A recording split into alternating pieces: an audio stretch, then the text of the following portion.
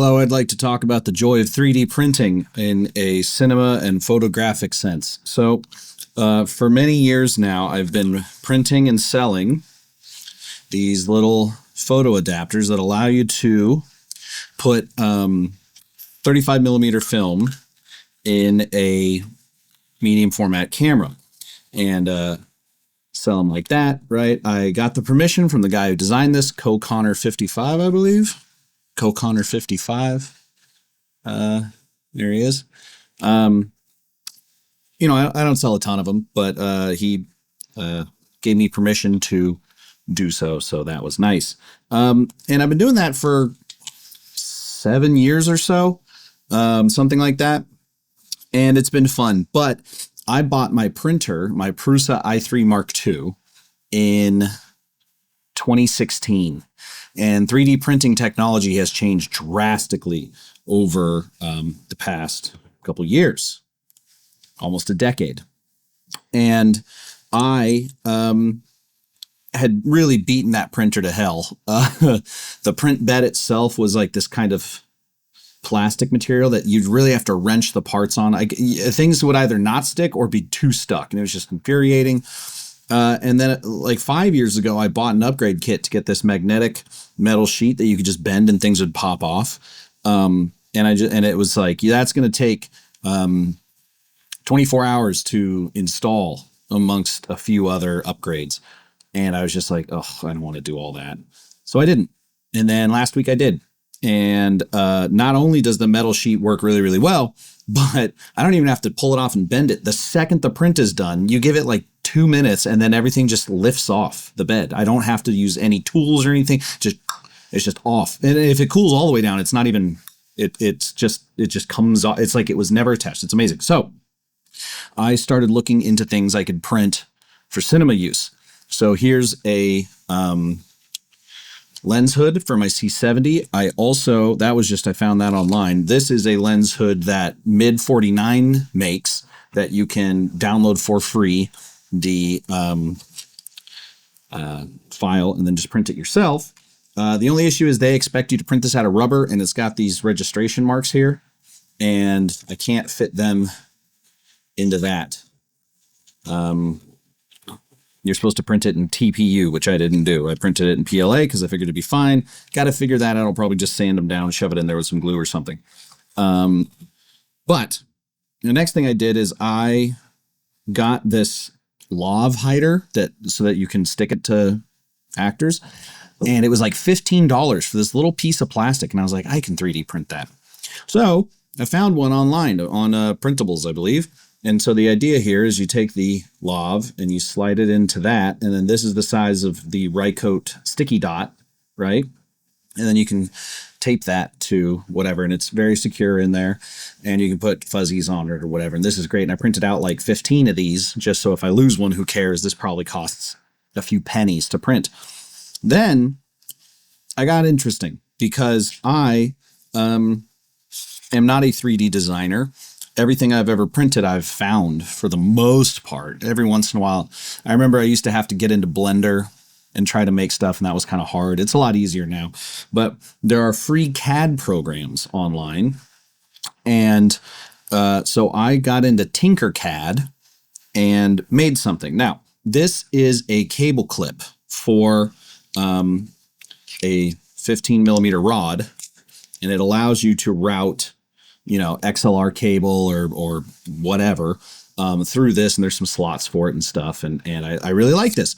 Red Rock Micro hasn't really been a company. I mean, I think they're still a company, but you don't see much from them anymore. I don't really know what's going on, but they were very kind to me when I started my career, and I really love Red Rock Micro. They're great. But these clips, I really like these, but I only have 1 or 2 of them, and I assume they are similarly expensive because these are like made out of a pure brick of nylon. So I got out the old calipers and did some measurements and made my own clip. Check that out. Right? And here are my revisions. And each one had its own little, so this is number one. The clip part was a little too shallow, so it would come off too easily. And you'll notice that it's shorter and fatter than the original, and I screwed that up. So mod 2, I fixed the length, but it still wasn't clippy. And then these next 3 modifications, I was pretty much just moving that hole in Tinkercad bit by bit until I got to the final results, which is nearly identical. The only thing I changed was I gave it a little more room on the original. You can see up top the like this little upper notch doesn't have a ton of room for cable.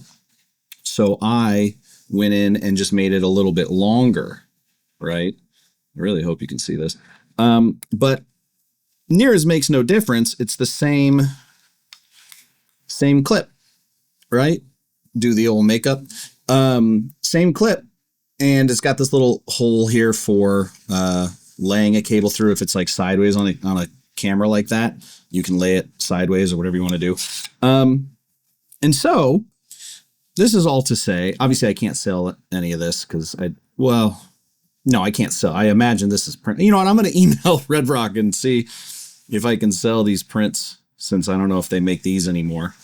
But if they do, then obviously I can't. It also, you know, a little flourish here and there that I couldn't really do in Tinkercad, that like on this one, it's just rounded, you can see, instead of flared right there.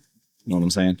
So obviously can't really more than likely. So, the other thing I did is I made this hole here a little bit, or like the gap, I guess, I made a little bit wider for thicker XLR cables that I own.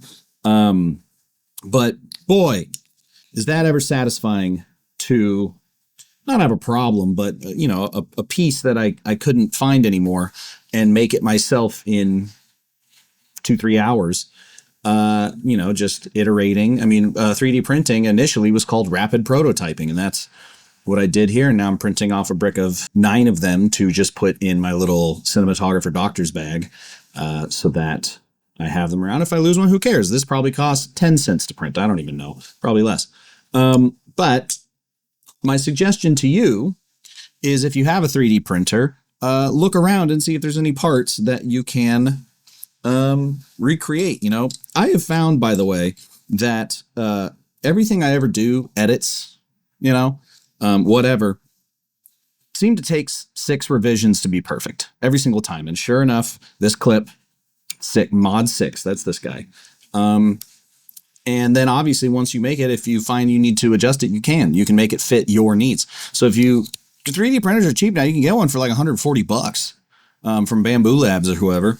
Highly recommend it. If you don't have access to a 3D printer, I would maybe check your local library. Here in Los Angeles, the downtown location has a makerspace where you can make more than just access 3D printers. But, you know, I'm just saying, there's a lot of options out there for you. I'm just so excited by being able to make this. And also, I don't know if you'd be able to see it, but the 3D printer upgrade makes it so that the bottom of it has this nice texture. You don't see the print lines like you see on the top here. See how there's like, you can tell it was printed, but on the back, on the bottom, just looks nice and flat. Love it. But yeah, I would love to know what physical objects you would print to solve a problem you have on a film set. And if it's something that I'm capable of doing, I would love to print it for you and design it and figure it out with you. Because now, you know, any tool, if it causes difficulty to use, you're not going to use it. And that was the case with my 3D printer for the past almost, not decade, but certainly the past 5 years, a little longer than that, was just like also, you know, having to use all the tools to get the prints off the bed. I would divot the bed and rip pieces of it out. So there were areas of the bed I couldn't use anymore. So my print space got smaller and smaller. And then also it wouldn't, I guess this must have been a firmware thing, or maybe I just built it better this time after I took it apart, but it wouldn't level properly. There's like a property in the software or the firmware where it will account for a misleveled bed and then move the print nozzle accordingly so that everything's flat on the print surface. So now that's a lot better too. So all my prints are just coming out perfect. and I'm just so jazzed about it that I want to make more stuff. Comfort on set, spelt with a K, has started doing this. Most of their, not all, most of it, but a lot of their stuff is 3D printed. They also offer free print files for certain things they make. Shout out to Comfort on Set. But yeah, just kind of wanted to share that because it's very cool. And I was using these all the time. I had like 4 of these, but I kept losing them.